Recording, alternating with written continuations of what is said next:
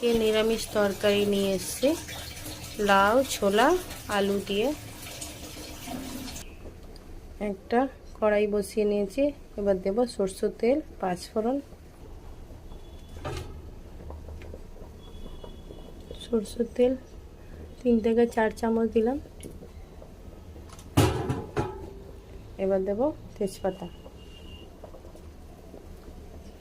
তেজপাতা দিলাম,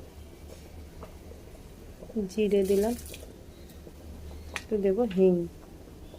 নিরামিষে হিং দিলে ভালো হয়। ফোড়নটা লাল হয়ে গেছে, এবার দিয়ে দেব একটু হিং।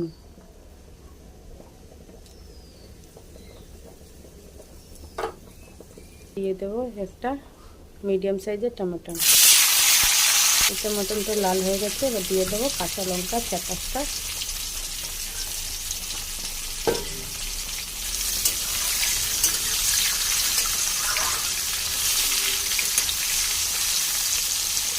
একটু আদাও দিয়ে দিলাম। এবার দিয়ে দেবো কোচানো আলু। আলুটাকে টুকরো টুকরো করে রেখেছি, ওই আলু দিয়ে দিলাম।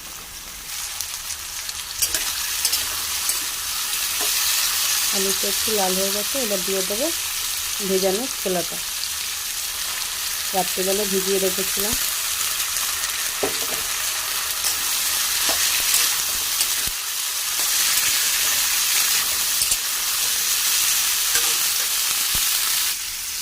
পরিমাণ মতো নুন দিয়ে দেবো, নুনটাও দিয়ে দিলাম। এবার দেবো হলুদ, 1 চামচ হলুদ, 1 চামচ জিরে,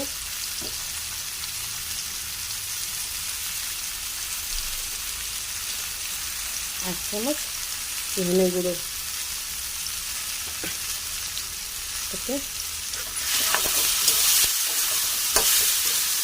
এবার দেবো একটু কাশ্মীরি লঙ্কা।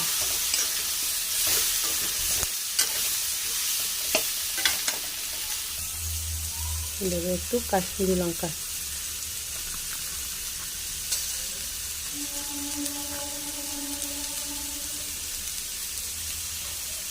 কাশ্মীরি লঙ্কাটাও দিয়ে দিলাম, নাড়াচাড়ি করে দেবো।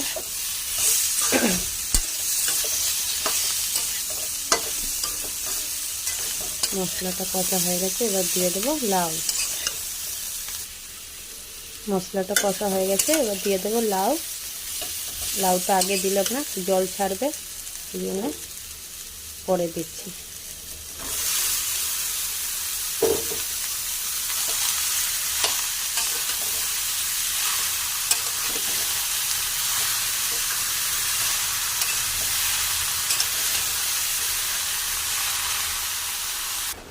লাউটাও কষানো হয়ে গেছে, এবার দিয়ে দেবো হালকা জল। জলটা বেশি দেবো না, যেহেতু লাউটা লাউ থেকে জল ছাড়ে।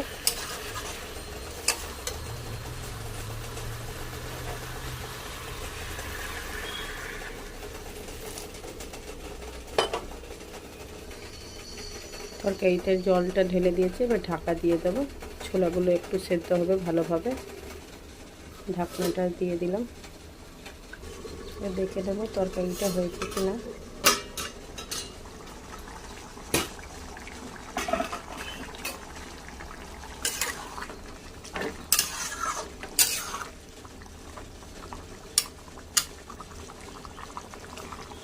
আলু লাউ সেদ্ধ হয়ে গেছে, এবার দিয়ে দেবো একটু মিষ্টি দিলাম। আমি গুড়ে বাতাসা, চিনি খাওয়ার ভালো না।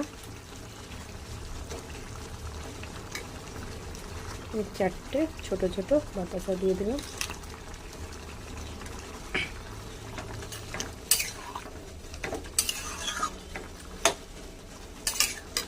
এবার দেবো একটু গরম মশলা।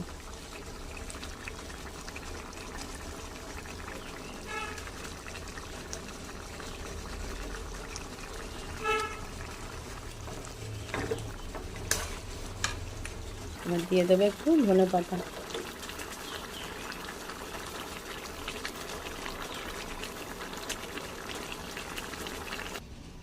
এটা রুটির সাথে পরোটার সাথে খেতে ভালো লাগবে। লুচির সাথেও ভালো লাগবে, আপনারা করে খেতে পারেন।